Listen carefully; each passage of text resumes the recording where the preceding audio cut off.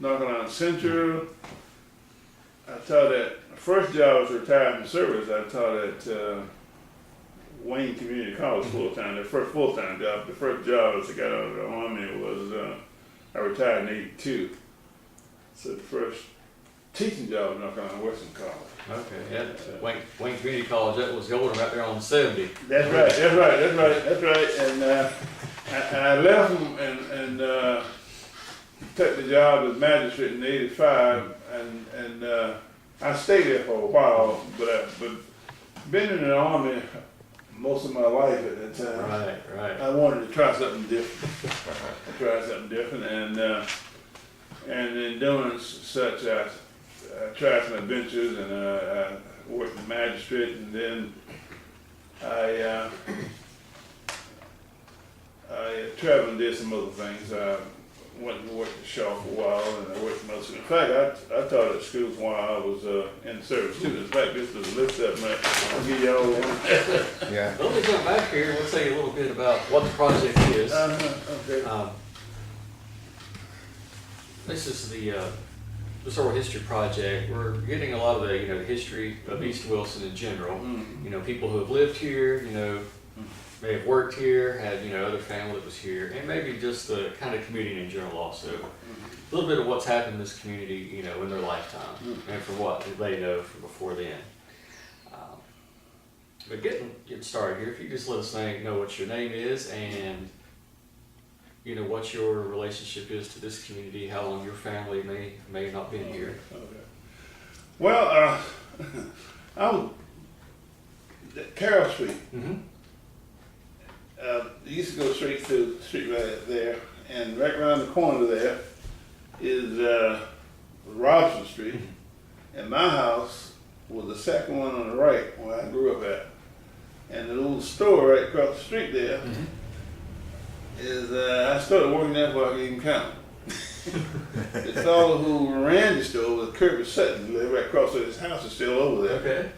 And we were distant relatives, and I worked for him, and I worked with him, and I worked at Barton funeral home, not for the funeral home itself, but I worked for Miss Edith P. James, helping around the house doing things, babysitting and so forth. So, of course, when lawyer Ramalis old Murphy came here, I helped out there too, and then the church, which is St. Mark's Episcopal Church. That was all. This was a part of my circle. I stayed within this community, and I'm either at the church, at the funeral home, at the grocery store, or at school. So I grew up in this community, and it's been very important. In fact, this community has contributed a lot to me and helped me out in many ways because it kept me grounded. Right. And I got a job showing, I was running the movie projector down at the old Rich Theater. Okay. So that became a part of my little circle too. And so, my life has always had structure based upon these people that we're talking about now. They gave me structure, they kept me busy, and of course they kept me out of trouble too, I'm sure it did. I'm sure that your parents instilled a lot of that in you too? Oh yeah, well my parents, well of course all of them are deceased now, but as a kid growing up, I spent, which was probably very usual during that time, grandparents, caregivers and so forth, and so I stayed with my grandmother around there for a great number of years. In fact, I was born in that house around 1023 Robinson Street. That was back during that time. They had midwives and so forth. They were very prevalent during that period in history. But I stayed here until I went into the military. I finished house school here, Darton House, Charlie Darton House School at 62. And went into the military and stayed for 20 years. While I was in service, I was able to, I served tours of duty in Vietnam on different occasions, and but before I got to that point, I finished basic at Fort Gordon, Georgia, and went on to Fort Dix, New Jersey, for at the time was the supply clerk course. Right. And left there and went to Germany. Interesting enough, you'd think that since a supply clerk, you would be a supply clerk. Right. But they put a lot of us in rail cars, unloading rail cars. And well, see, what happened is I worked at a general supply depot. And supply depot supplied the forces throughout Europe. And so, but see, most people, they think about the army, they think about the army just firing weapons, shooting at each other. Thinking of the grunts on the front line. Yeah, right. But you have a lot of support agencies that you need in order to get these things done. And so, while I was in Germany, in fact, a place called Nebolenbach General Depot, that's one of the coldest places in Germany. It's down in the valley. And where the only place colder than that, the place called Baumholder, Germany, which is about 45 minutes away. And that's an even colder place. And what we were working against is the rail cars. They had the perishable items and non-perishable items. And we had to get those supplies out of the rail cars and get them in the warehouse. So they won't freeze. And see, so the depot had two missions. One mission was to take care of the needs of the soldiers. Other needs was to take care of were those of the dependents of the soldiers, wives, children, and civilians at work. Because we had our school system, which was we had people working there that educators. Right. We had people that worked for the military that came from different walks of life, different professions that worked for the military like they do everywhere else. And so all those things had to be. We had stores that had to be supplied. We had commissary that had to put food in, and so therefore that the depot that I worked in was very, very important place. But I stayed there about a year and a half, and I got involved with the church while I was there. And I always have been involved with church. I put all my life down here in St. Mark, and so I got involved with the church with the chaplain there, and the chaplain borrowed me from the depot to work in his office. And he's a Lutheran chaplain, and of course and so you kept increasing the borrowing on me, because I got to be very important. So the depot just told me, go ahead on and take me. Right. So that's how I got out of that cold place. And so I got to be a chaplain assistant. In fact, I went to school in Europe. Did you? To be a chaplain assistant. In fact,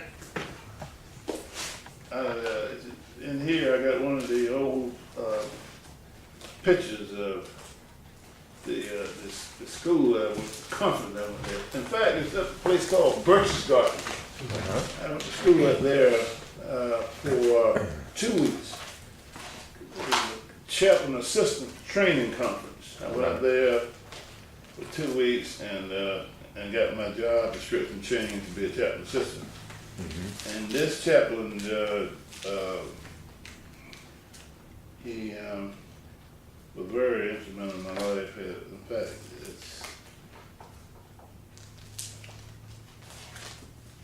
How was that experience? It's quite an experience. Coming from going to work there, being there in the Army in Germany.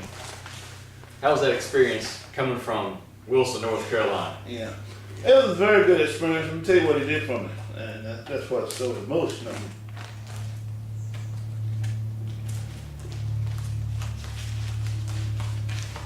fact, he just passed away, huh?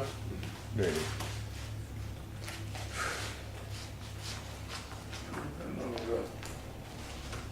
This man, sent me back to school, and like I say, that's really changed my life. Uh-huh. What kind of things did you study during that training? Was it Well, counseling and the pastoral training was about how to be a chaplain assistant and things like that. Mm-hmm. But that was just the beginning. I guess that's part of the reason that I got to be so active with helping people like I am today. I see. Because when people help you, Right. you make them want to help others. Right. I see. And this man, he took an interest in me, and cause she took an interest in everybody. But if you take an interest in people, and if they are receptive to you being interested in them, then obviously you're gonna do more to help them. That's right. And he passed away about 3 years ago. He's been here to visit me on several occasions, and his wife, and he's from Moscow, Idaho. Uh-huh. You heard of it? I've heard of it. In fact, he was. This is the training conference, chaplain assistant. Uh-huh. That was in Germany. Yeah. Okay.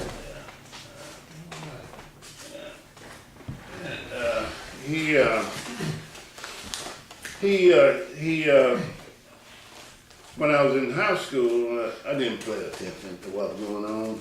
Uh-huh. There was no reflection on the on the teachers, it's just me. Yeah, right. But Your in the opinion. military, they have a program when you can go back to school. Right. And you can go back through school and learn those things that you didn't do the first time. Right, yeah. Only thing they require you, and then you get what they call a they got general test scores. Mhm. But when I first went in service, because I didn't apply myself, I wasn't even eligible to re-enlist. Really? Yeah, I wasn't eligible to re-enlist. But if you go back to school and you get the GT from mine, I think mine was about, you have to have a 9. I think mine might have been about, it was less than 9. Right. It was less than 9, and but during that time they needed a big troop buildup. Right. So, Right. And these bodies, standards changed when the needs, for instance, like now, the standards in the military has changed Uh-huh. because they're cutting back. Right. Yeah. Right. this was the build up in Vietnam, right? Yeah, Or- Vietnam. So what I did is I went to school 2 or 3 times working for the chaplain. He made sure that I was, if I wanted to go to school, I made sure I was able to go. But yes, he had to go. They had night school too, but I went back to school, went back through high school, and I remember I had to take after you go back to school in the military, they let you take a test Uh-huh. to further your general test scores, scholastic test. Yeah. And so I remember one night I was there and at night, and I was the only one that showed up. Uh-huh. And so the instructors, math instructor, he took time. I got more attention Yeah. Right. Oh, for yeah. the one-on-one. Yeah. And so I had to take the test the next day. And so, I did quite well on the test. So I went from whatever the score, less than 90, I think I went to 110. Right. And then I went to school again and went from 110 to 121. Right. Mm-hmm. And 121 made me eligible to, I think the 121, 123, something like that. Then I was selected to go to college by the Army. I applied for it, and I worked at the Pentagon at the time, and I applied for it, and I was selected. In fact, I was looking at that paper a while ago. In fact, the fellow at my house, he's still there right now, he don't believe him. He was the XO of the company, but I was not, he was not the CEO of the company. Right. And the CEO of the company was, he, part of the fellow that had to sign on for my paperwork for me to go to school. And, I went to school, I got a 2-year fully funded scholarship. Where'd you go? This Central Texas College, and It's in Killeen, isn't it? Yeah. how you know it? I was in the Navy. I knew a lot of people that went there. Now, what happened in the military, they would send you to school based upon the needs of the service. I see. And So you couldn't major in computer science was my major, Yeah. what it was at the time. art history or English. Yeah, English. Probably wouldn't. But then it's Computer interesting science. enough, you didn't get to pick school now. They picked school based on their major. In fact, one fellow, interesting enough, I don't remember his name, but he worked in the bookstore, part that got paid. Yeah. He finished Hampton University. Hampton, yeah. Right. Hampton dude. White fellow, and we was talking about schools. Well, he went to Hampton, and that's what he sent based on what his major was at the time. And I was at Central Texas College and computer science, but I got taken that Fortran, Right. and I got through it. I got through the C, but I was so happy to get through it. Yeah. And so I switched over to criminal justice. Right. Oh, there we go. And so, but I was able to complete in that 2-year period. I was able to complete 2 associate degrees and 1 bachelor's degree. And what I did is I took the CLEP test, Right. Oh, and then I had 18 hours in the University of Maryland. In fact, I'm looking at one of my old certificates here. When I was in Germany, I left Germany, went to France, and while in France, it was in '65. I was looking at this old certificate here when I was able to, as old as that thing is, and so I had picked up 18 hours from time to time. I went to school in Vietnam. Really? Yeah, the University of Maryland overseas, University of College, everywhere. Okay. I was actually I was at Tunstall, I was at Benmore Air Force Base. My father spent some time both of those places. Yeah. And the professor told us in case of the raid, Right. where the bunker was at, where to go to the bunkers. I was taking, this guy was, obviously you had to have you had to be qualified to take the courses. And so, he said, in case of an attack, this is the bunker that you go to. And you had to go in there. So happened, one night we didn't have class because it was a red alert. And do you know that particular night we lost 18 airmen because a rocket fell right in front of the entrance to the bunker, and Really? concussion killed all of them. Oh my God. Yeah, so if I would have been in class that night, I would have been dead. And I was scared to go. Right. But it got me a little upset with that man that taught that course. I had to catch a helicopter to take a test. Right. And his name was Captain Carlisle. I'm sure he got to be at least a full colonel. He taught me business course.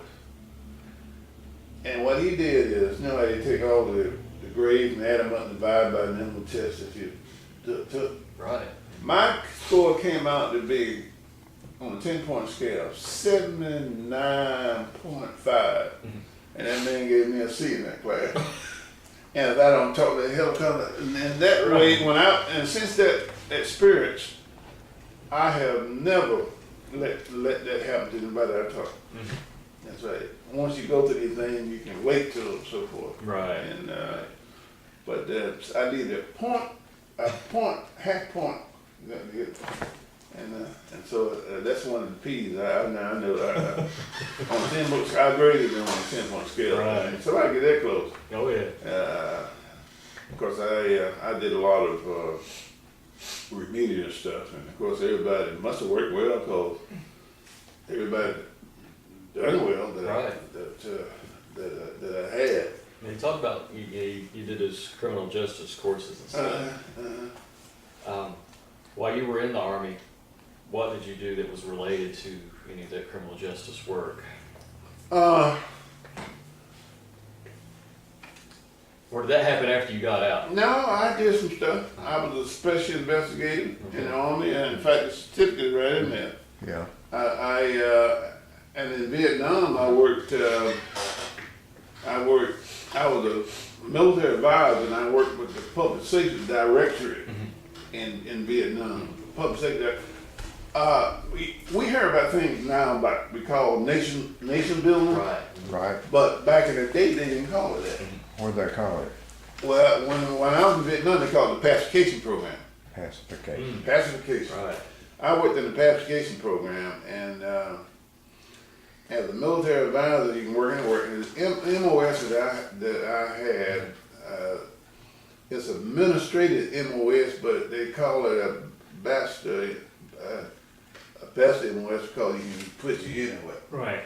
Because you know about that kind of stuff. Right. And so I worked for the Joint United States Public Affairs Office one time in Vietnam, and working with United States Public Affairs Office, the people I worked with, the Americans I worked with was, they were Foreign Service officers. Uh-huh. Okay. Now, I got some of their pictures in there. I worked with them, and I had, on the 3 times I've been there, because I got a little aging on, and I got post-traumatic stress disorder. Oh.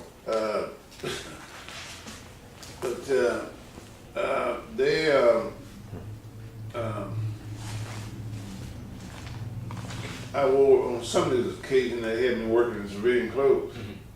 And I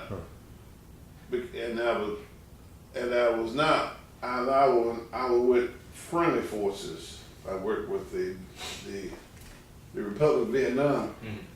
I was their counterpart. Okay. See, of course, you know Really? what I'm talking about. Yeah. And so I'm out there in the boondocks with one of them guys, and obviously it's not the same business you own because they're not as skilled. Right. And one of the stories that I was told while I was over there, and of course you can relate to them, the exchange that they have for officers, like infantry officers go down to Fort Benning to learn how to be platoon leaders and things like this. And so this lieutenant, they call him Arvin, Right. Army Vietnam, Arvin, the lieutenant, he told the troops, "Follow me." You think of that term down at the infantry term. And so the Vietnamese colonel said to him, "What are you doing? You're not an American." In other words, that's crazy. Right. Right. So therefore, what I'm saying is the esprit de corps Right. that we had, they didn't have, and they wouldn't expect to have it. Right. Huh. So, like in that book, you see some old men in there. That's who was guarding the compound that I stayed in. I got some pictures of the compound that I stayed in. I mean, I could have gotten killed in and out. Oh, yeah. And that's straight. In fact, the guy I replaced, he had 10 grenades on his nightstand Really. because Yeah. them old men, they were probably in their 70s or late 60s. And so that was, and plus there was no U.S. military in the whole province, Right. Huh. which is equivalent to a county. Yeah. And so I was in the Delta, and so Oh, okay. therefore, in fact, speaking of Navy, one of our prior possessions, I thought real highly of the guy we called him the beach jumper. Right. This beach jumper, Navy guy, CB, that they call him now. He would jump out of a plane behind enemy line and set up broadcasts the whole idea of broadcast so they can, these little squat boxes, Right. so they can go back and broadcast to the people Really? about coming over. In other words, that's what I worked in, psychological operation. All right. So, for instance, my job is working with the United States, Joint United States Public Affairs Office, that's public information, and I work with the Vietnamese Information Service. So, working with them, my counterpart, I had a guy, the old man that translated and so forth. We go out there and put up a TV station, a box, and they would and put a generator there so that the Vietnamese could it's being a little village like thing, a little bunch of huts is out in the middle of nowhere, dirt, little huts, and so the government can broadcast to them saying, "Come on over," and what they would do is give them 200 and those that came on, 200 some odd dollars. I can't remember the exact price, but less than $300. So they build them a home. You can build a home over there, that kind of money, Oh, yeah. and get the land and so forth. But the government had determined it's cheaper to do that than it is, for keeping close people to death. See, that's one less man or person you have to fight. See, psychological operations basically change the hearts and the minds of the That's Vietnamese. You definitely know what you're talking about. That was the sole purpose Right. of that program. How you done that? I've read about it. Oh, Heard well, about it, you right on point. Yeah, That is a direct quote what you just said. Yeah. hearts and minds. Yeah. Change the hearts and minds That's of right. Vietnamese people. And So- that's what I worked on. Change the I hearts and noticed this, did you write this, a soldier asked a question? Yeah. That's your poem. So, everybody knows that Vietnam War was unpopular with a lot of people back here. Yeah. It looks like you Y'all have struggled with that. It came to young people. PTSD sticks. It jumps in there with some while. Go ahead, no? And you seem to have come to your own peace with, that you were serving God and your country. But that must have been difficult. Well, I got one worse than that in there. When I thought I was gonna die one night. Yeah. This is one right here. Okay. That one worse than And what was going on that you thought you were going to die? that. Tail fence. Oh, you were there. Yeah. 3 times. Wow. We were surrounded by enemy troops. We lost people. Completely cut off. Right. See, working as a military advisor, we got a bunch of people out there in the middle of nowhere. The regular troops, we don't have no regular army. The closest troops we had to us at the time was probably Tuxedo Air Base. I've been one. Each time I've been out there, you're in the wilderness. But when I went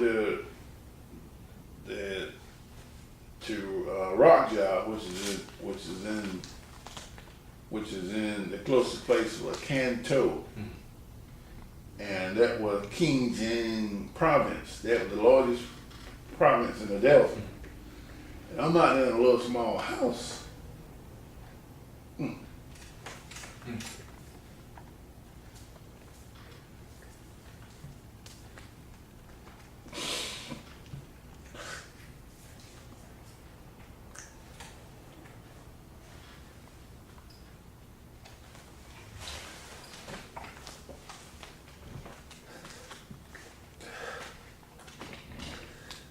Would you like to take a break? No, but you don't have nobody to depend on. Yeah. They, yeah. Yeah. But in fact, that was something. But going to school over there, That's a I, powerful poem. yeah. In fact, that was a place called Train Compound in Benoit. And that place was surrounded. They came in there and tear the fences that just happened. Let's see. Maybe the same people that are in there in the mess hall cooking for you. Right. Right. And Yeah. Maybe one that came back at night, you know, and Came back at night to attack you. yeah. But you know the funny thing about it, from 12 to 2, they took naps. right. Oh yeah. I took a break. Every Yeah, day. every day. Yeah. The wall stopped at 12 o'clock. They take out their pens. They take out their little, them little handful of things you sleep on. You know, they throw them up between two trees. They take a nap. It's like those siestas they do. Yes, in Europe. siesta. That's right. Yeah. And after the nap, at 2 o'clock, fighting start back again. Yes, but when I train compound, when I tell you that's located in Minowara. Yeah. And one night I went to school. I wasn't supposed to go out because of red alert. Right. But I was so devoted to going to school that I went out anyway. And I convinced them, and they let me get. I got down to, this is how naive I was. I got to Tunstall, not Tunstall, but I got to Benoit Air Base.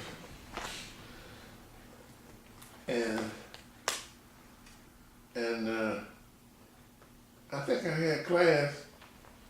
Yeah, I had class. Because it was on the compound, no problem on the compound. But the problem was leaving coming back. Right. And the airman wasn't going to let me out. Yeah, I said, I'm going out and had my M1 on the carbine. What was the carbine? It wasn't M1, it was a carbine. I can't remember what number it was. But anyway, I landed on the desk, had a round in it. And I said, red alert, you're not supposed to be out. But I went rushing up down the road, get back to my compound, which was probably about, that'd be a bit of 5 miles. I got down there and turned up the road there to go to the compound. I never been out after the curfew and everything left. Right. So I rushed up there, and the Vietnamese had their concertina wire out of the perimeter security, all up, and they had their beds up and so forth and everything. And so I could have gotten killed because it could have been a sneak attack. Right. I rushed in there and know the wire was there and had to stop right quick. And them guys had guns all up on me. Yeah. You drive what, a Jeep? Yeah, I had a pickup truck that night. Pickup, okay. Yeah, pickup truck. Yeah, that was a... So is this the chaplain you were telling me about? John, Oh, yeah. John Yeah. Blom? Yeah.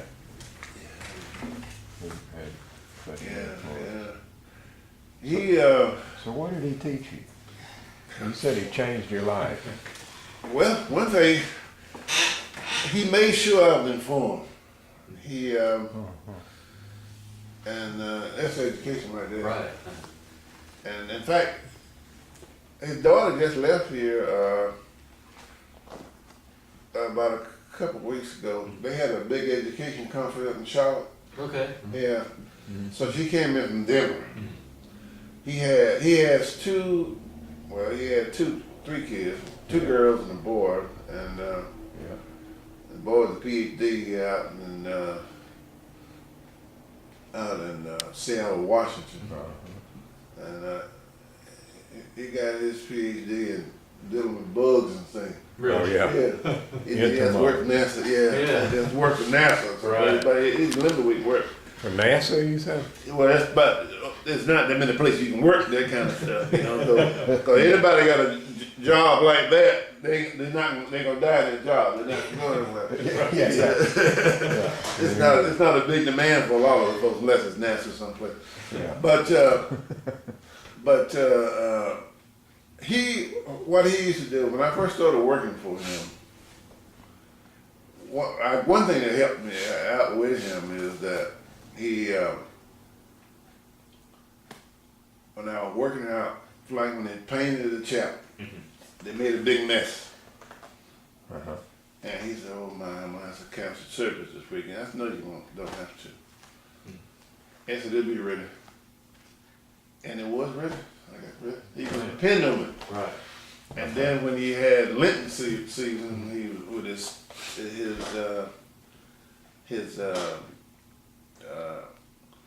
been at PFC, you know how the NCOs and officers, they don't want to listen to me to say anything.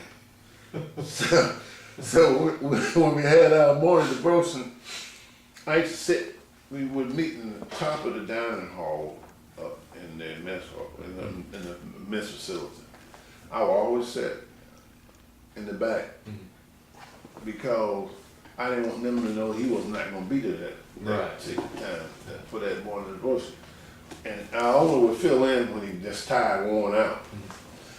And so what I did when I sat in the back, they knew I was going to be leading the discussion, or leading the prayer. So when they got in good, I would say, let us pray. Right. And I had them. They couldn't lead me. Right. Because they ain't still listen to no PFC. Right. That's right. In other words, PFC can't get you to heaven. No. That's what they, you know what I'm talking about. Yeah. And ironic enough, I think that Miller, I think if you've been in service most of your life, you might feel that the more rank you got, the better chance you got to reach the Lord. All right. But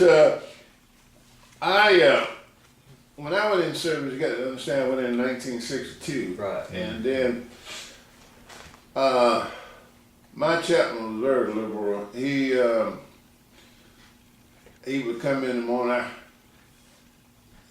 and he said, Bob, he said, the 1964 Civil Rights Act is on, and I want you to listen to it.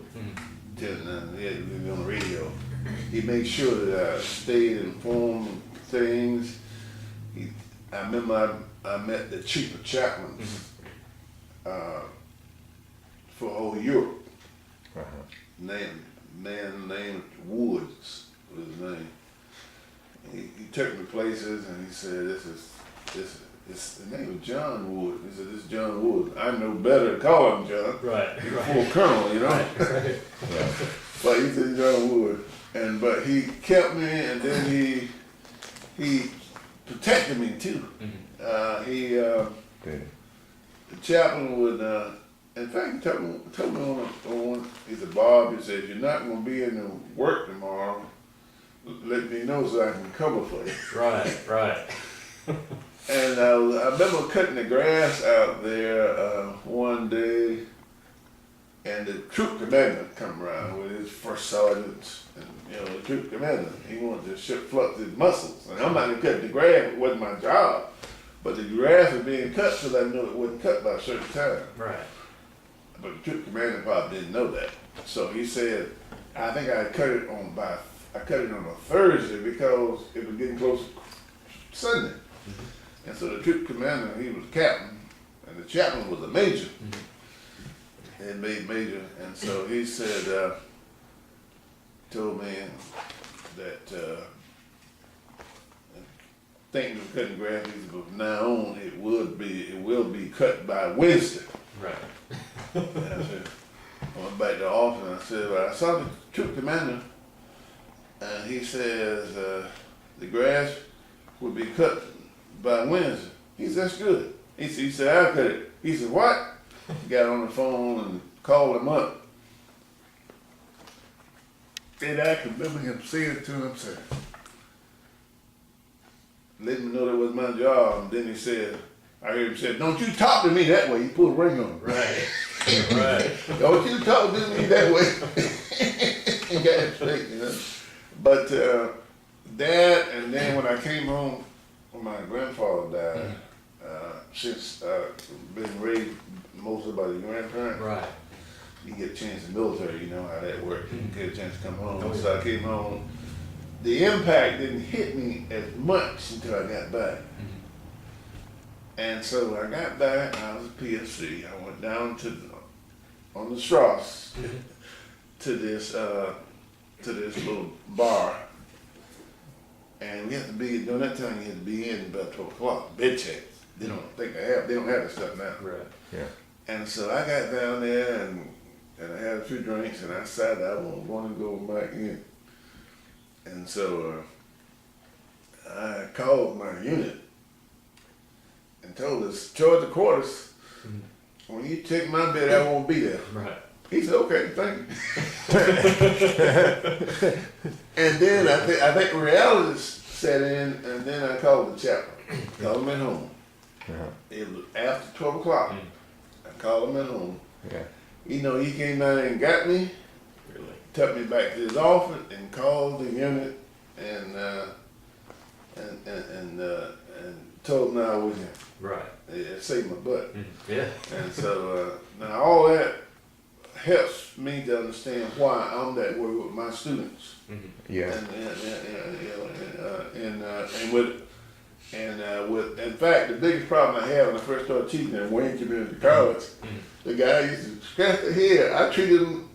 I might have treated them a little more like children. Right. Well, you know how the military, you got to have road guard and so forth and so forth. Yeah. And I make sure, it's on us. It's on coming on military folks to make sure you get your troops across the street. Right. So, safely.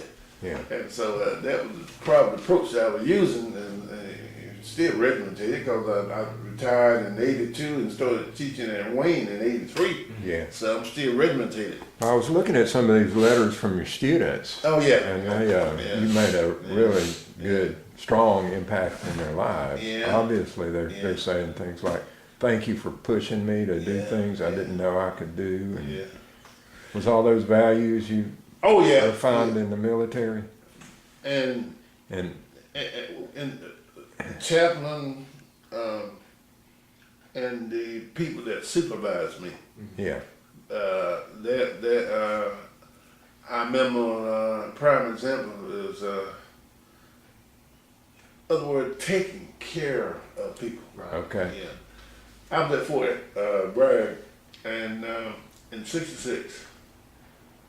And so I remember this sergeant first class from Ohio.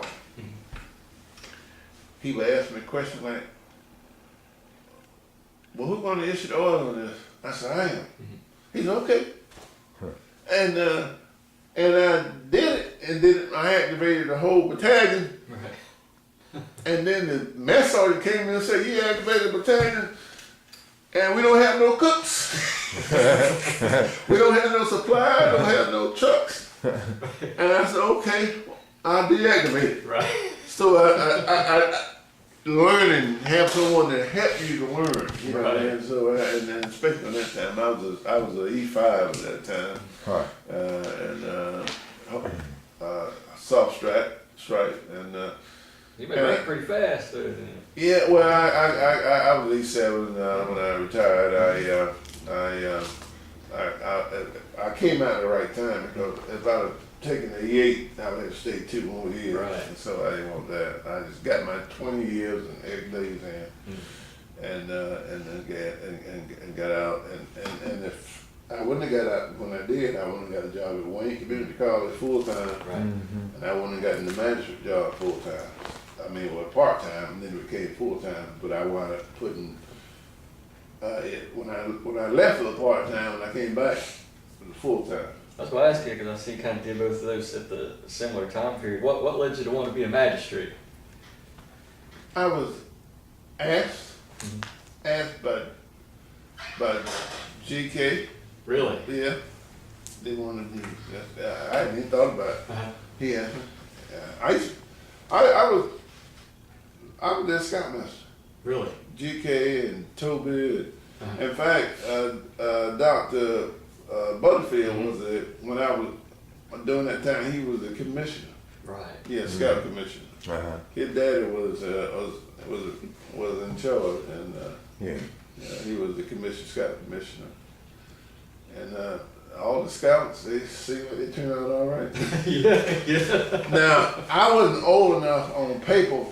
I was 18 to be. They had to list me down as assistant or junior assistant because it was explorer. uh-huh, But Mrs. Fitch, his mother, I gave a program over at the Reed Street Center, and I had the audacity to call Dr. King up and ask him to be guest speaker. You did? Yeah. And He then was busy, couldn't do it.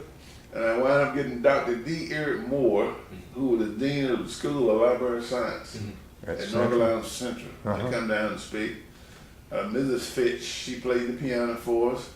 G.S. Tuckle finished us a channel to use, free, and piano to play. They delivered it free. Parker Barbecue cooked the chicken free. For free. Yeah, what we did is I some kind of way or another I was able to come up with the money to pay for the ticket to be printed. And as we sold the tickets, I was able to use that money to buy the chicken and so forth. And of course, Dr. Moore, he didn't charge us nothing coming down. Everything was free. And I believe that we might have got some covers from WBOT or something like that. But everything was just the way I thought. And I've been involved in community things all my life. Yeah. Under John Minson, I was one of his assistants. John Minson at Spade High School. Okay. I worked with him out there scouting, and I worked in scouting for the Transatlantic Council of Boy Scouts of America in Europe, that's in Germany. Yeah. I worked in scouting in Aloha Council in Hawaii. Yeah. I supposed to got a scouted key from the Transatlantic Council. I don't think the man did the paperwork. Named Testone, still remember his name. Yeah. The Department of Homeland Civilian. Yeah. But I did get one from Hawaii, and they wanted me to get in scouting. We had scouting in Vietnam, but I wasn't. I saw the picture. Yeah. So when I called you on the phone and I asked you about the little problem with voting around here, you made a really strong point that you worked by building bridges, and you worked within the system, but you worked to bring about change by building bridges with people. Yeah. So that seems to be your way of operating. Yeah. And working in community and building and extending community. And the way that Not worked. everybody was doing that at the time. A lot of people were saying, let's tear things down and start over. Now, in fact, the approach, the approach I'm using on this right here now is keep the lid down and work. You know what I'm saying? In other words, find common grounds, be selected in what you said and how you said it. Right. You know, and that's very important. For instance, this program I gave you, only thing is, it's a program, but I didn't take any active part in it other than running around making sure everything was done. Right. Okay, Was this a Darden reunion? no, it was what happened is Unsung Heroes, it recognized those individuals that taught at Darden during that period in question. Yeah. And since nobody else was going to do it, I did it. Right. But I didn't want to be saying so what I did, I put people out there, let them do it, and I work behind them. You know? And the only reason you know that I was involved in the executive director, I raised $8,000 in 6 weeks. I see. Yeah. You know, I got close to 3,000 left. And this next May, I'm gonna have a meet and greet for these same individuals. Yeah. So I get one event a year. Now, when they had years ago, they had a fireworks woods. Might have been in the 90s, or I think it was in the 90s. They had a fire there. We went out. This organization went out and wrote checks to those people who burned out. No newspapers. Right. Yeah. Really? Yeah. My poem that's in there that more or less sums it up. Not that one by Mother Teresa. You see that one? Yeah, I did. Do good anyway. If you're Right. doing good for the sake of doing good, there's no disappointment. Right. I see. In other words, I always tell people that I'm self-actualized. I'm satisfied where I'm at in life. See, I'm not running for no public office, and I'm self-actualized. I'm happy where I'm at. Yeah. And if I'm doing good for the sake of doing good, then things, that's great. That's right. Yeah. Yeah, I think it was Eisenhower who said, you can get a hell of a lot done if you don't care who gets the credit. That's right. That's right. That's right. That's I always right. like that. That's right. So I have a lot of things that I have. For instance, the last 3 or 4 years, Reverend Dr. Janelle Dixon and I worked on hand-in-hand education coalition. Had on 2 or 3 different occasions we had it at Wilson Community College when we have young folks from all of the high schools and some of the middle schools that come over and they get free instruction and on how they can get into college. Right. And how to put together the packages, and it's career-oriented type information. Yeah. And Chick-fil-A had been a chief sponsor financially, in terms of food and things like that. Yeah. And other folks have donated. This is something we have been doing. I noticed that they had someone else did something similar this year, I think, or last year. I saw something in the newspaper. Maybe Yeah, I remember seeing something together. But this is something that we have been doing, and we pick up on ideas and so forth like that. So you must think education is kind of critical. It is. It's been helping me. Yeah. How about for this community? Is that, I had is that what we need? it's very important. It's very important. But education Yeah. is more significant when we become educated and we take time to share it with others.